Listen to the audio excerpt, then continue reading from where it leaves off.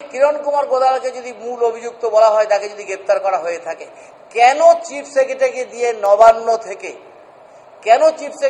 দিয়ে নবান্ন থেকে ঘোষণা করানো হয়েছিল যে এই ভদ্রলোক নিরপরাধী, কেঁচো করতে সাপ বেরোবে, এবং সেই আশঙ্কায় ইডি যাতে কোনো মতেই এক্ষেত্রে ইনভলভ না হতে পারে, এবং তার জন্যই, তাদের বাঁচানোর জন্যই আজকে এইরকমভাবে সকল একটা চার্জশিট দেওয়া হলো।